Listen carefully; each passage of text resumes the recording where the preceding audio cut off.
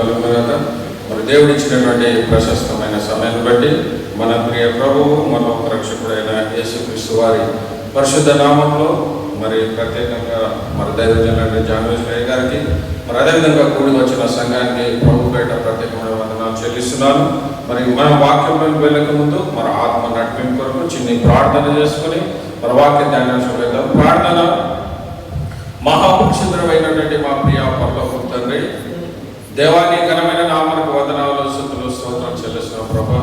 ఇప్పుడు నాయన ప్రభా, నీ పరిశుద్ధ సన్నిధానంలో మేమందరం నాయన నిన్ను స్తుతించడానికి, నీ ఘనపరచడానికి మీరు ఇచ్చిన శ్రేష్టమైన సమయం బట్టి ప్రభా, మరి మీకే వందనాలు స్తుతులు స్తోత్రం చెల్లిస్తున్నాం ప్రభా. మరి కొద్ది నిమిషంలో నీ వాక్యాన్ని ధ్యానించడానికి నాయన కావాల్సినటువంటి నీ ఆత్మీయ జ్ఞానాన్ని, మా ఆత్మీయ నేత్రాలు తెలిసిన ప్రభా, ప్రతి బిడ్డ ద్వారా మీరు మాట్లాడమని వేడుకుంటున్నాము తండ్రి.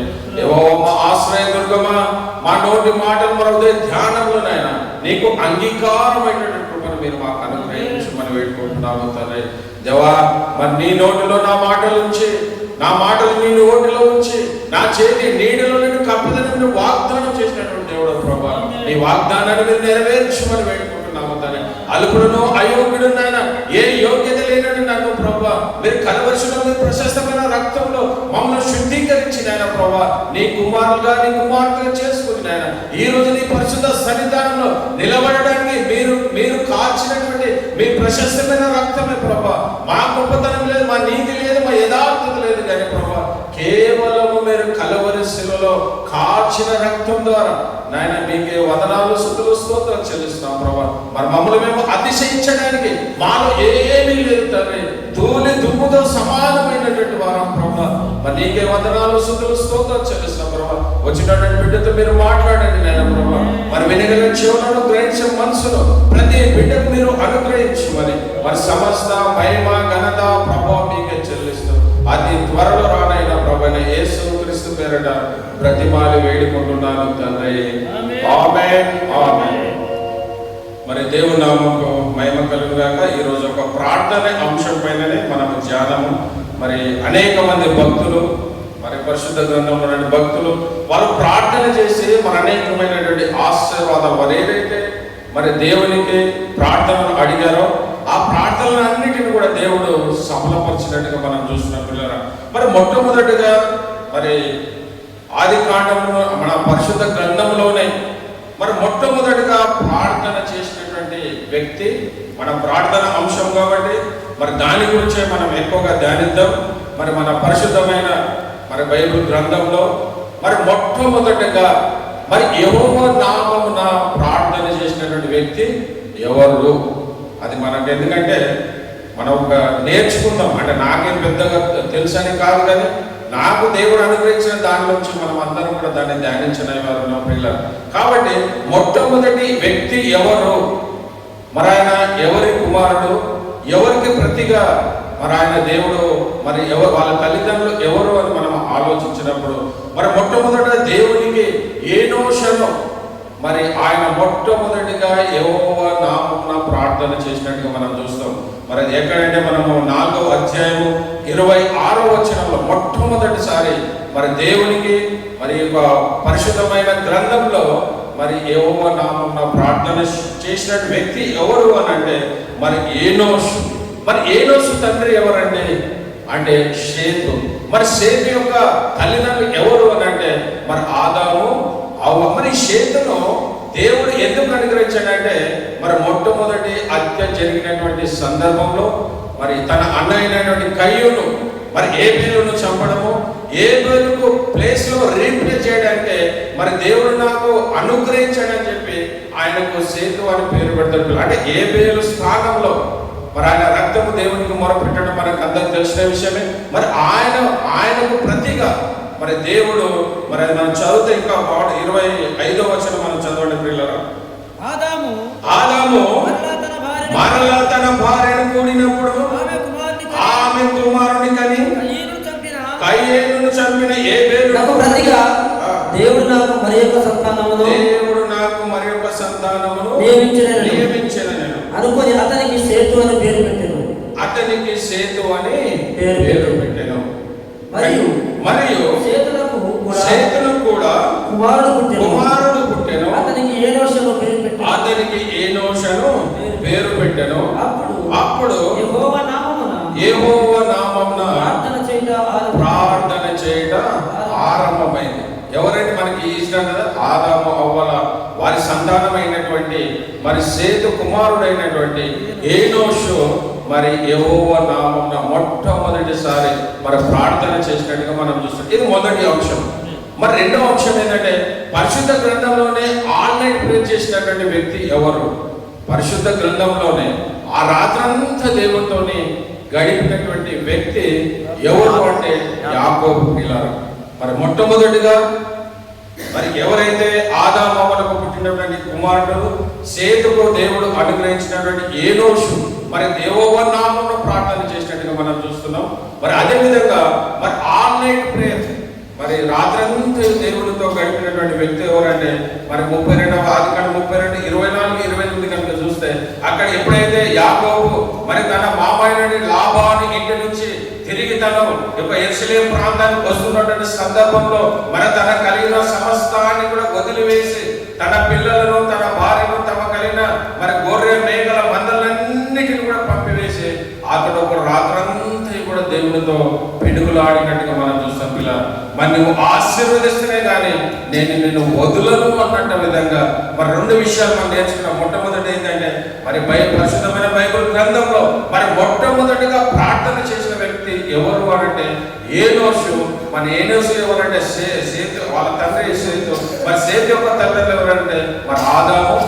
మరి ఈయన సేతు ఎవరి ప్లేస్ అని అనుకున్నప్పుడు ఏబేలుకు ప్రతిగా మరి దేవుడు తనకు అనుగ్రహించినని మరి ఆదాము అనుకొని తనకు సేతు అని పెట్టారు. మరి రెండో మనం చూసినట్టు అంశం ఏంటంటే మరి మొట్టమొదటిగా మరి ఆన్లైన్ ప్రేయర్ మరి సంపూర్ణ రాత్రి ప్రార్థన చేసినటువంటి వ్యక్తి ఎవరు అంటే మరి యాకోబు ప్రియులారా. మరి ఈ విషయంలో మరి బైబిల్ గ్రంథంలో మనం పలుమార్లు అనేక సార్లు చూసినప్పటికీ మరి దేవుడు భక్తుల యొక్క ప్రార్థనను మరి అంగీకరించి వారికి కావలసిన ఈవులన్నిటిని కూడా మరి సఫలపరిచినట్టుగా మనం చూస్తున్నాం.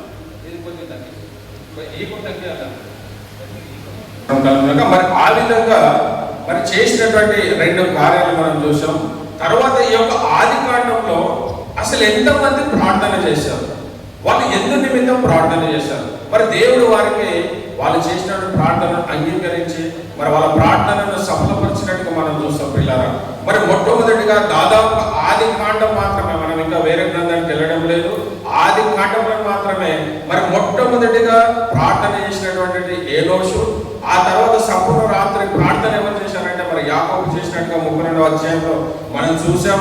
మరి తర్వాత మరి మొట్టమొదటిసారిగా అబ్రాహాము మరి దేవుని నామమున ప్రార్థించినట్టుగా చూస్తాం. మరి ఈ ఆది కాండంలోనే మరి మొట్టమొదటిగా అబ్రాహాము మరి తన పెద్ద దాసుడైనటువంటి ఎలియాజరు, తర్వాత ఈసాకు, మరి తర్వాత రిబ్కా, యాకోబు, లేయా, మరి రాహేలు, వీళ్ళు 7 కూడా మరి దేవుని సన్నిధిలో ప్రార్థించి వారు మొరపెట్టినటువంటి దానికి మరి దేవుడు వారికి మరి అనుగ్రహించినట్టుగా మనం చూస్తున్నాం. పిల్లలు మరి మొట్టమొదటిగా మరి దేని గురించి అబ్రాహాము దేని గురించి ప్రార్థించాడంటే మరి తనకు వారసుడు లేకపోవటానికి గురించి మరి దేవుడు తనకు వాగ్దానం చేశాడు. మరి ఆయన వాగ్దానం 75 సంవత్సరంలో వాగ్దానం చేసినప్పటికీ మరి 25 సంవత్సరాలు ఆయన నిరీక్షణ కలిగి మరి విశ్వాసం కలిగినప్పటికీ మరి దేవుడు ఇంకా తనకు సంతానాన్ని తనకు వారసుడు లేడని బాధపడుతున్నట్టు సమరంలో మరి దేవుడికి మొరపెట్టినట్టుగా మనం చూస్తున్నాం. పిల్లలు ఆ మొరను ఆలకించినటువంటి దేవుడు మరి తన పట్ల మరి ఆదికాండం 15వ అధ్యాయము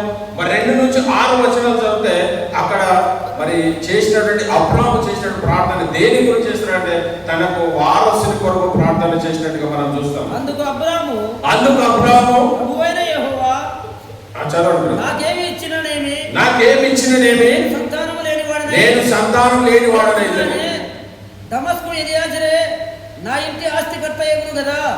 మరియు అబ్రాహాము ఇదిగో నీకు నాకు సంతానం ఇయ్యలేదు కనుక నా పరివారంలో ఒకడు నాకు వారసుడవునని చెప్పగా యెహోవా వాక్యము అతని యొద్దకు వచ్చి ఇతడు నీకు వారసుడు కాడు, నీ గర్భవాసమున పుట్టబోతున్నాడు, నీకు వారసుడవునని చెప్పెను.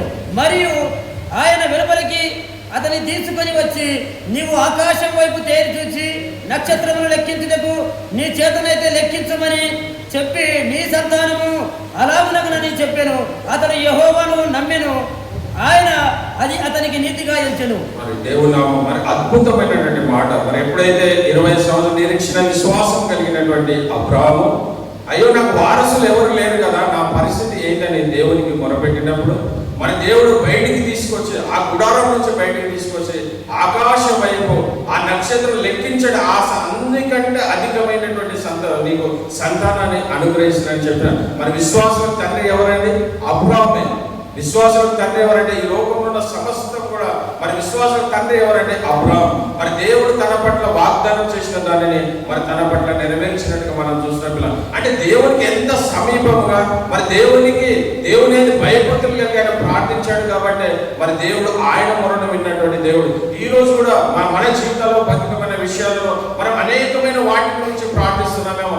దినములు మరి వారాలు, నెలలు, సంవత్సరాలు ప్రార్థించినప్పటికీ ఒకవేళ దానికి మన సమాధానం జవాబు రాలేకపోతే మరి నువ్వు మనమందరం కూడా అయ్యో ఎక్కడ అడ్డుగోడలుగా ఉన్నటువంటి వాటిని మనం తొలగించి మరి దేవునికి ప్రార్థిస్తే మరి అబ్రాహాముకు మరి వాగ్దానం చేసినటువంటి దేవుడు, తన వాగ్దానం నెరవేర్చినటువంటి దేవుడు, మరి వాగ్దానం ఇచ్చిన నమ్మకమైనటువంటి కాబట్టి మనం ఎప్పుడు కూడా ఆయన వాగ్దానాన్ని బట్టి మనం ఎత్తి ప్రార్థించేవారు ఉండాలి ప్రియుల. అదే కాకుండా మరి ప్రార్థించడం మనలో మనం సరి చేసుకొని మనం సరైనటువంటి దేవునితో మరి అడిగేటట్టు అర్హత మనం కలిగి ఉన్నామా? మనం ప్రార్థన చేసిన మనకి ఎందుకు జవాబు రావడం లేదంటే మనం ఎక్కడో ఏదో మరింత మన దేవునికి అవిధేయంగా జీవించిన వారమే కాబట్టి మరి దానికి సమాధానం రాలేకపోతుంది. కాబట్టి ఈ రోజు అబ్రాహాము ద్వారా మనం నేర్చుకోవాల్సింది ఏంటంటే ఆయన దేవుడిని అడగడు. మరి మీకు అడుగుడు ఇయ్యబడును, వెదుకుడు మీకు దొరుకును, తట్టుడు మీకు తీయబడును అన్నట్టుగా మరి దేవుడిని అడిగే స్థితిలో నీవు ఉంటున్నావా? మరి దేవుడిని అడగడమే ప్రాముఖ్యం కాదు, కానీ నీవు ఏ హృదయంతో దేవుడిని అడుగుతున్నావు? మరి యథార్థమైన హృదయం కలిగి ఉన్నావా? నీతి న్యాయంగా నువ్వు కలిగి జీవిస్తున్నావా? లేదు నీ ఇష్టానుసారంగా జీవించి మరి దేవునికి మొరపెట్టిన నీ మొరను దేవుడు ఆలకించాడు పిల్లరా. కాబట్టి మొట్టమొదటిగా మరి అబ్రాహాము చేసినటువంటి ప్రార్థనకు మరి దేవుడు ఇచ్చి వారసుని అడిగాడు, కానీ ఆయన ఈ సర్వ సృష్టి కూడా మరి ఆయన విశ్వాసులకు తండ్రిగా ఇచ్చాడు పిల్లరా. మనం అడుగు వాటికంటేను ఊహించు వాటికంటేను అత్యధికమైన మేలును అనుగ్రహించే దేవుడు. అబ్రాహాము అడిగిన ఒక వారసుని అడిగాడు, కానీ మరి దేవుడు ఆయన ఆశీర్వదించిన విధానం చూస్తే మరి సర్వ మానవాళి మొత్తాన్ని కూడా ఆయన విశ్వాసులకు మరి తండ్రిగా పిలువబడుతున్నాడు పిల్లరా. మరి కాబట్టి మరి రెండవది మరి అబ్రాహాము చేసినటువంటి ప్రార్థనకు మరి దేవుడు తన మనవిని మరి విన్నట్టుగా మనం చూస్తాం. మరి రెండవసారి కూడా మరి ఆదికాండం 18వ అధ్యాయం మరి 23-33లో కూడా మనం చూసినట్లయితే అక్కడ సొదొమ కొరకు ప్రార్థన చేశారు. మరి సొదొమలు ఎవరంటే తన అన్న కుమారుడైనటువంటి లోతు అక్కడ జీవిస్తున్నాడు. కాబట్టి ఆ సొదొమ ఈ రోజు ఈ లోకంలో ఎలాంటి పరిస్థితులు కలిగినాయో అలాంటి పాపము చేత మరి వ్యభిచారం చేత మరి లోకాశల చేత ఆ యొక్క పట్టణమంతా ఉన్నప్పుడు పాపంతో నిండిపోయినప్పుడు మరి దేవుడు దాన్ని మరి శపిస్తానని చెప్తాడు పిల్లారా. ఎప్పుడైతే అబ్రాహాము దగ్గరికి ఒంటరిగా మధ్యాహ్నం వేళ అబ్రాహాము తన సింధూర ఆ వృక్షం మీద కూర్చున్నప్పుడు ముగ్గురు మనుషులు వచ్చి మరి ఆయనతో కలిసి చెప్పినప్పుడు మరి ఎందుకు వచ్చారు? మరి భోజనం మీద కొద్ది నిమిషాలు కూర్చొని అని చెప్పి మరి అబ్రాహాము చెప్పి వారికి భోజనము వారంత సమస్తం ఏర్పాటు చేసిన తర్వాత వాళ్ళు అక్కడ తిరిగి వెళ్ళేటప్పుడు వాళ్ళు కొద్ది దూరం వెళ్ళిన తర్వాత అయ్యో మన స్నేహితుడైనటువంటి అబ్రాహాము మనం దాచగలమా? మరి దేవుడు ఏది కూడా దాచదు. ఏది కూడా మనకు తెలియకుండా మనకు వార్నింగ్ ఇచ్చే చేస్తాడు తప్ప తనకు ఎవరైతే సన్నిహితంగా ఎవరైతే తన సావాసం కలిగి ఉన్నారో మరి దేవుడు వారికి ఏది కూడా దాచిపెట్టాడు. అలాంటి సమయంలో మనం మన స్నేహితుడైనటువంటి అబ్రాహాముకి దాచడమా? మనం దాచకూడదని చెప్పి వాళ్ళు తిరిగి మరి ఆయనకి ఒక చెప్పినప్పుడు ఆయన దేవుని ఎంతగానో వేదన పడదు. అయ్యో దాంట్లో ఎంత మందిని నువ్వు రక్షిస్తావని మనం చదివితే బాగుంటుందని ఒకసారి 23వ వచనం చదివితే ఆయన ఎంతగా వేదన పడుతున్నాడంటే ఆయన మరి ఆ యొక్క సొదొమలో ఉన్నటువంటి లోతు గురించి, అయ్యో లోతు నా నుంచి విడిపోయాడు కదా, మరి లోతు నాకేం సంబంధం అనుకోలేదు, ఆయనకు నాకు సంబంధం లేదు అనుకోలేదు, కానీ మరి లోతు గురించి ఆయన దేవుని ఎదుట మరి ఎంతగా ప్రాధేయపడుతున్నాడు పిల్లరా. మరి 23వ వచనం సమీపించి చదవండి బ్రదర్. అప్పుడు అబ్రహాము సమీపించి ఇట్లా నేను దుష్టులతో కూడా నీతిమంతులను నాశనము చేయుదువా? ఆ పట్టణంలో ఒకవేళ 70 మంది నీతిమంతులు ఉండినేలా దానిలో ఉన్న 70 మంది నీతిమంతుల నిమిత్తం ఆ స్థలమును నాశనము చేయక కాయవా? ఆ చొప్పున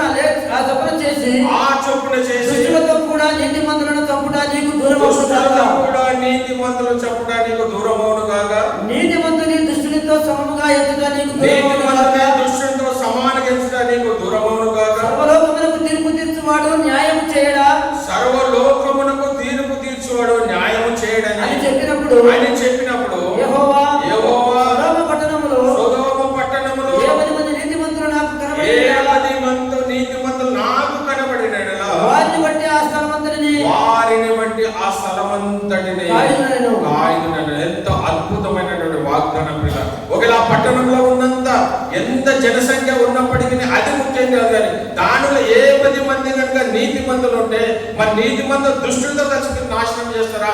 మీరు అలా చేయకుండా మరి దేవుడితో ఆయనని ప్రాధేయపడుతున్నట్టుగా మనం చూస్తున్నాం పిల్లరా. మరి ఆయనకి ఎందుకు ఆశ అంటే మరి సహోదరులు ఐక్యత కలిగి నివసించుట ఎంతో మేలు, ఎంతో మనవరం అనే విధంగా మరి తన సహోదరుడు లోతు విషయంలో ఆయన ఎంతగానో దేవుని అయ్యా మరి నీతిమంతుడు ఆయన విశ్వాసం ఏంటంటే మరి తన సహోదరు నీతిమంతుడు కదా, తన కుటుంబం అన్న రక్షింపబడాలని ఆశ కలిగినటువంటి వాడు కాబట్టి ఆయన చెప్పినటువంటి మాట మనకి 27వ వచనం కూడా చూస్తే, అందుకు అబ్రాము ఇదిగో ధూళియు బూడిదైన నేను ప్రభుతో మాట్లాడి తగ్గించున్నాను. మరి తనను తాను ఎంతగా తగ్గించుకున్నాను. మరి అబ్రాము విశ్వాసం తండ్రి అయినప్పటికీ మరి అబ్రాము మరి దేవునితో స్నేహితుడు అయినప్పటికీ మరి తను అయ్యో నా స్నేహితుడు కదా అని మరి డైరెక్ట్ అడగలేదు, కానీ తన గురించి తాను నేను ధూళియు బూడిదనే ప్రభుతో మాట్లాడి తెగించున్నాను అంటున్నాడు పిల్లరా. మరి నేను ప్రార్థించినప్పుడు మరి ఏ ఉద్దేశంతో మనం దేవుడిని ప్రార్థిస్తున్నాం, మరి ఆయన మొరను విన్నటువంటి దేవుడు మరి అక్కడ ఒక్కరు కూడా నీతిమంతులు చివరికి తన కుటుంబంలో ఉన్నటువంటి లోతు కుమార్తెలు వాళ్ళన్నా ఉన్నారేమని అంటారు, కానీ మరి వారు ఉన్నంత మాత్రం ఆ ముగ్గురు మాత్రం అక్కడ నుంచి మరి తన భార్య ఉప్పు స్తంభం అయిపోయింది. ఆ లోకం అది లోకానికి సాదృశ్యం. ఎప్పుడైతే తను కలిగిన ఆస్తి పట్ల మరి ఆమె ఎప్పటికైతే వెనుకకు చూసిందో ఆమె అప్పుడే ఉప్పు స్తంభమే. మరి వీళ్ళు వచ్చింది ఎవరు? ముగ్గురే. మరి లోతు 2 కుమార్తెలే. మరి అక్కడి నుంచి మరి ఎవరి ప్రార్థన? మరి అబ్రాము దేవుని వేడుకున్న ప్రార్థన ద్వారా మరి దేవుడు అక్కడ అద్భుత కార్యము మరి జరిగించాడు పిల్లలు. మరి అదే విషయం మరి 3వది కూడా చూస్తాం. మరి ఆదికాండం 20వ అధ్యాయం 17-18 కూడా మరి అబ్రాము మొట్టమొదటి ప్రార్థన తన వారసు కొరకు చేశాడు. మరి 2వ ప్రార్థన మరి సొదొమ కొరకు తన మరి సహోదరుడైనటువంటి లోతు నిమిత్తం చేశాడు. మరి 3వది అబీమెలెకు కొరకు ప్రార్థన చేసినట్టుగా మనం చూస్తున్నాం. అబ్రాము దేవుని ప్రార్థింపగా చదవండి. దేవుడు అబీమెలెకును అతని భార్యను అతని దాసులను బాగు చేసెను. చేశాను. వారు పిల్లలు కనిరి. ఏలైనగా భార్య అయిన శారాను బట్టి దేవుడు అబీమెలెకు ఇల్లంతటిలో ప్రతి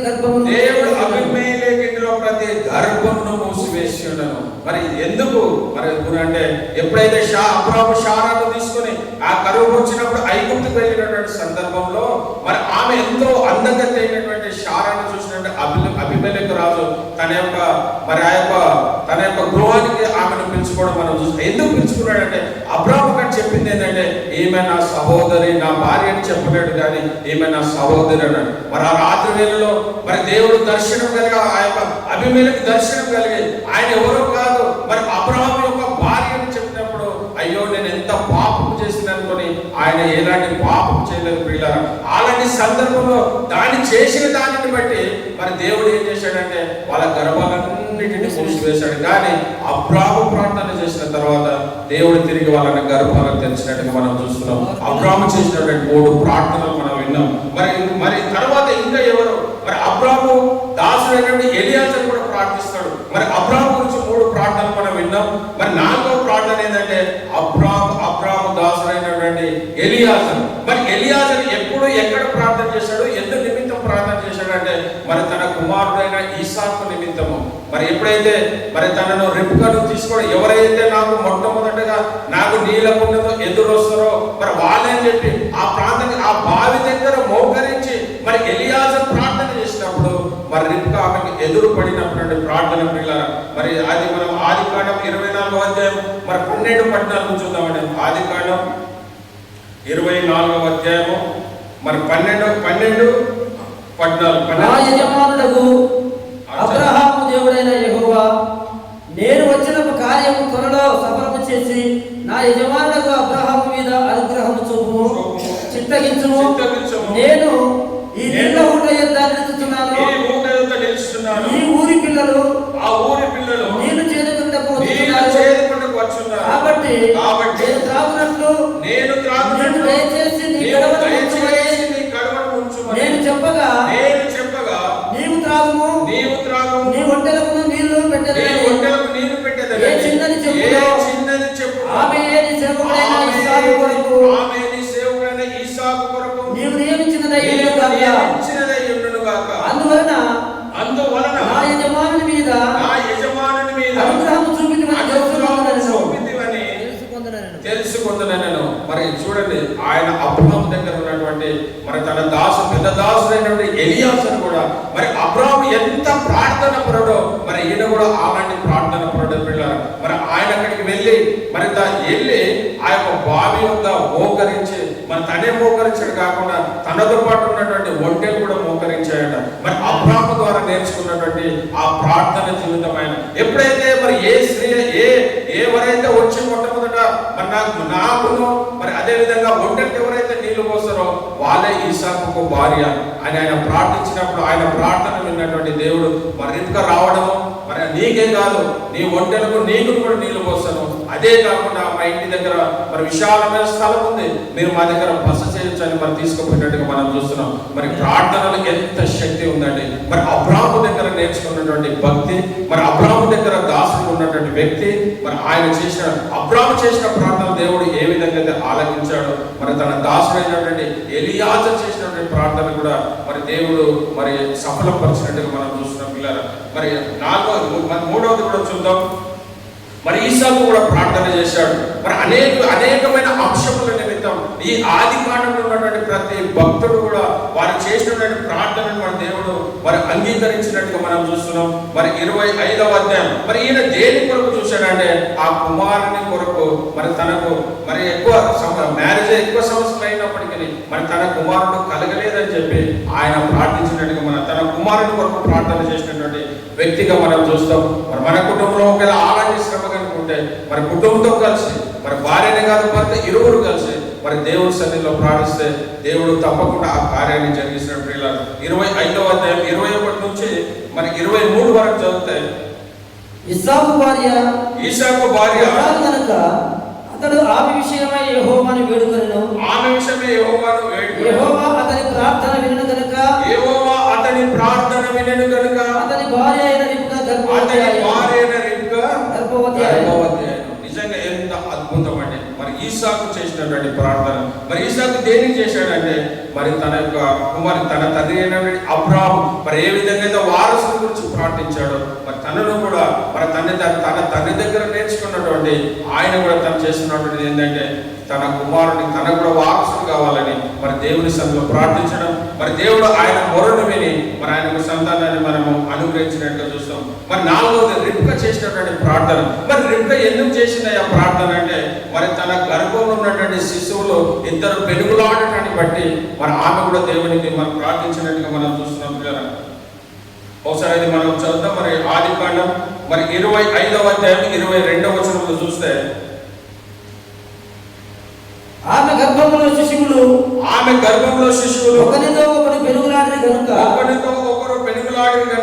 ఆమె ఇలాగైతే నేను బ్రతుకుట ఎందుకని అనుకొని ఈ విషయమై యెహోవాను అడగక వెళ్ళాను. అప్పుడు యెహోవా ఆమెతో ఇట్లనెను, 2 జనములు నీ గర్భములో కలవు, 2 జనపదములు నీ కడుపులో ప్రత్యేకంగా వచ్చును. ఒక జనపదం కంటే ఒక జనపదము బలిష్టమైనను, పెద్దవాడు చిన్నవానికి దాసుడగును.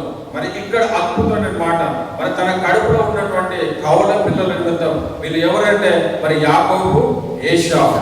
మరి వాళ్ళిద్దరి నిమిత్తం ఎప్పుడైతే తన కడుపులో వారు పెనుగులాడుతున్నప్పుడు అయ్యా నాకు ఇది వేదన ఈ బాధ ఏంటి అని మరి దేవుడికి మొరపెట్టినప్పుడు మరి ఆ ప్రార్థనకు జవాబిచ్చినటువంటి దేవుడు ఏంటంటే ప్రత్యేకంగా మరి పెద్దవాడు చిన్నవానికి దాసుడు.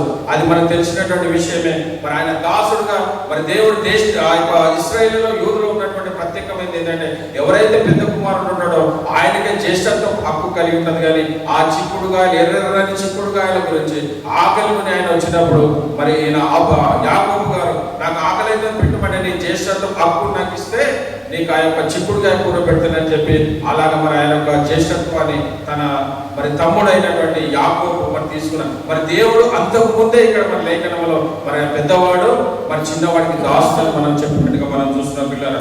మరి ఐదవది మరి యాకోబు చేసినటువంటి ప్రార్థన కూడా మనం చూద్దాం. మరి యాకోబు ఎందుకు చేశాడే ప్రార్థన, మరి ఏ నిమిత్తమైన ప్రార్థన చేశాడంటే ఏశావు నుంచి తప్పించుకోవడానికి. మరి ఎప్పుడైతే లాభాన్ని నుంచి తిరిగి వస్తున్నప్పుడు మోసం చేసి మరి తన తల్లి చెప్పినటువంటి మాటలు విన్నటువంటి యాకోబు తన తండ్రి అయినటువంటి తండ్రిని మరి ఆయన ఏశావు మోసం చేసి మరి పారిపోయి అనేక సంవత్సరాలు అక్కడ మరి తన యొక్క మామైనటువంటి లాభాన్ని దగ్గర ఉండి తిరిగి వస్తున్నటువంటి సమయం ఒకవేళ నేను కనుక ఇట్లా వెళితే మరి మా అన్నయ్యటువంటి ఏశావు నన్ను చంపివేస్తాడేమో అని దానికి ఏంటంటే మరి ఎవరినో మరి మధ్యవర్తులు పంపించి చెప్పలేదు, కానీ అది దేవునికే సాధ్యము. మరి మన జీవితంలో ఏ కష్టం వచ్చినప్పటికీ మరి ఎలాంటి బాధ కలిగినప్పటికీ మనం చేయవలసింది ఏంటంటే ప్రార్థన ప్రార్థన ప్రార్థన.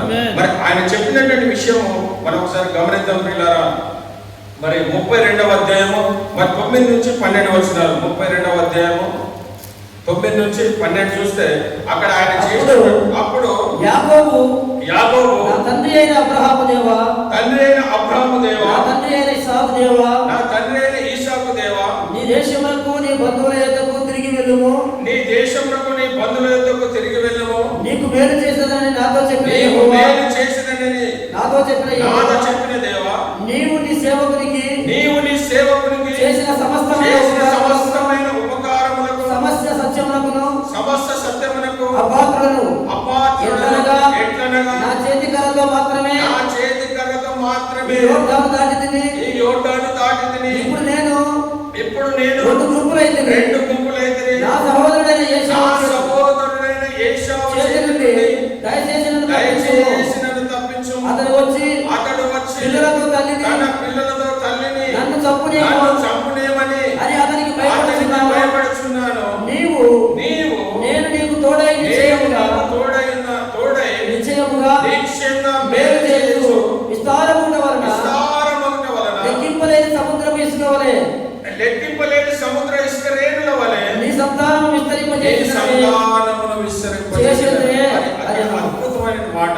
ఎప్పుడైతే తన భయం కలిగిందో తన అన్నను మరి మోసం చేసి పారిపోయినటువంటి యాకోబు తిరిగి వస్తున్నటువంటి సందర్భంలో మరి తను చేస్తున్నటువంటి ప్రార్థనలో మరి ఇక్కడనే దాదాపుగా రాత్రంతా కూడా మరి దేవుడితో పిలుపులాడినట్టుగా మనం చూస్తాం. మరి దేవుడు ఆయన మొరను ఆలకించినటువంటి తన కలిగిన సమస్తాన్ని పంపివేసేసాడు, కానీ తాను ఒక్కడు మాత్రమే ఉండి మరి రాత్రి అంతా కూడా మరి దేవుడితో మరి ఆయన వెలుగులాడినట్టుగా మనం చూస్తున్నాం పిల్లారా. మరి 20% అప్పుడు ఆయన నువ్వు దేవుడితోనూ మనుషులతోనూ పోరాడి గెలిచింది కనుక ఇక మీద నీ పేరు ఇశ్రాయేలే గాని యాకోబు అనబడదు.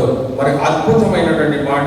మరి అంతకుముందు యాకోబు అంటే మరి మోసగాడని అర్థం, కానీ మరి ఇప్పుడు ఆయనకు పెట్టినటువంటి పేరు ఏంటంటే మరి ఆయన ఇశ్రాయేల్ అని మరి యాకోబు ఆయన నామకరణం మనం చేసినట్టుగా మనం చూస్తున్నాం పిల్లలు. మరి లేయ మరి అదే విధంగా తన భార్య అయినటువంటి మరి లేయ కూడా ప్రార్థన చేసింది. మరి ఆమె ప్రార్థన మన సమయం ఒక 2 నిమిషాలు ఉంది కాబట్టి మరి సమయం మరొకసారి చేసుకుందాం.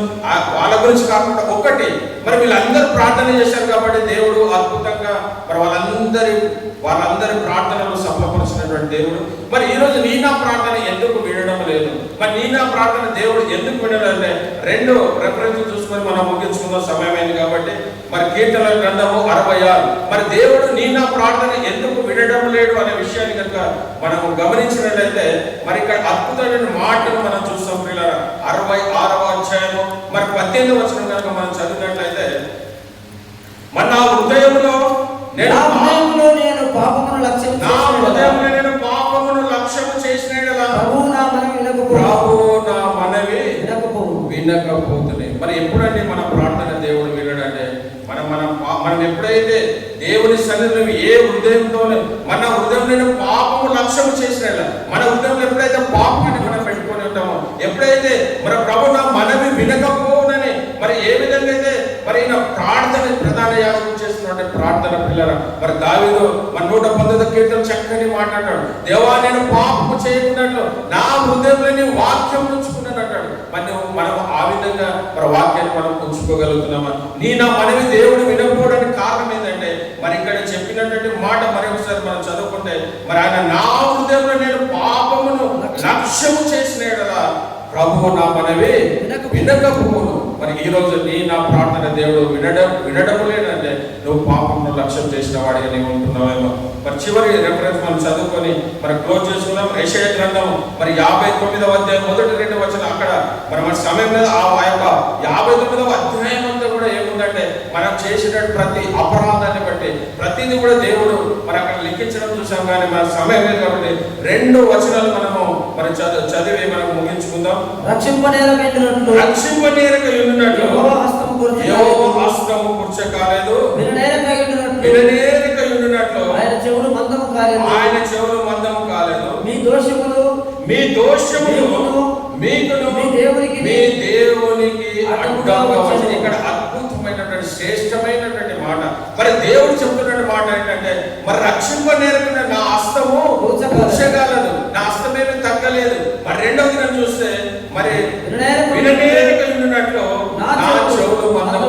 అంటే నేను చెవిటి వాడను కాదయా, నేను మందగాన్ని కాదు, నా చేతులు ఏమి తగ్గించబడలేదు. కానీ ఎక్కడ మీ ప్రార్థన వినకపోవడానికి కారణము, మీ ప్రార్థనకు జవాబు రాకపోవడానికి కారణం ఏంటంటే మీ దోషములు మీకును మీ దేవునికి అడ్డముగా వచ్చను. మరి ఈ రోజు నువ్వు అనేకమైన సమస్యలు వచ్చి మరి దేవుడికి నువ్వు ఏదైతే ప్రార్థిస్తున్నావో ఆ ప్రార్థన కనుక జవాబు రాలేటువంటి పరిస్థితులు ఉంటే మరి నీ యొక్క వచనాన్ని ఆధారం చేసుకుని మరి దేవుడు మీ దోషములు మీకును మీ దేవునికి అడ్డంగా ఉన్నాయేమో. మనం ఏవైతే దేవునికి అవిధేయంగా మనం జీవిస్తున్నామో, దేవుని ఎడల మనం యథార్థ కలిగి లేవేమో, మరి అందుకే దేవుని మొరను వినడం లేదేమో. మరి 2వ వచనం చదవండి. మీ పాపములు ఆయన ముఖమును మీకు మరుగుపరచెను కనుక ఆయన ఆలకించుచున్నాడు. మీ పాపములు ఆయన ముఖము. మన పాపాలు ఏమైపోయినాయంటే దేవుని ముఖాన్ని కప్పివేసినట్టు ఉన్నాయట పిల్లలు.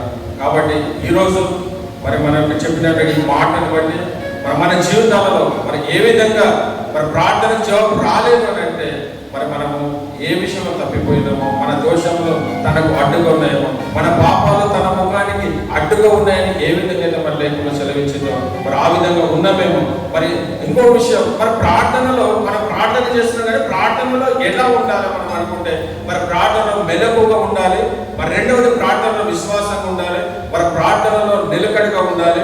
మరి ప్రార్థనలో పట్టుదల కలిగి ఉండాలి. మరి ప్రార్థనలో ఏక మనసు ఉండాలి. మరి ప్రార్థనలో విజ్ఞాపన ఉండాలి. మరి ప్రార్థనలో కృతజ్ఞత. ఈ 7 విషయాలను నీ ప్రార్థనలు కనుక జోడించి కనుక నీ దేవునికి ప్రార్థన చేస్తే దేవుడు నా మనవులు దేవుడు ఆలకించి ఆనాడు భక్తులలో చేసినటువంటి వాళ్ళు చేసిన ప్రార్థనలకు దేవుడు ఎలాంటి మరి సఫలీకృతం చేశాడు. మరి ఈ రోజు కూడా నా ప్రార్థన దేవుడు వినడానికి ఆయన సంసిద్ధత కలిగి ఉన్నాడు. కానీ మన పాపాలు మరి ఆయన ముఖానికి అడ్డుగా ఉన్నాయేమో, మన దోషాలు మరి ఆయన అడ్డుగా ఉన్నాయేమో, మన పాపాలను మన దోషాలను మనం తీసివేసుకొని మరి దేవుని సన్నిధిలో ప్రార్థిస్తే మరి దేవుడు వారి పట్ల చేసినటువంటి దేవుడు. మరి దేవుడు పక్షపాతి కాదండి. దేవుడు ఎవరి పట్లనైనా కార్యం చేయడానికి ఆయన సిద్ధపరచ కలిగి ఉన్నాడు. కానీ మరి నువ్వు నేను సరైన రీతిలో మనం ఉందామా? మరి అలాంటి కృప మరి దేవుడు మనందరికీ అనుగ్రహించుకుందాక ప్రార్థించుకుందాం.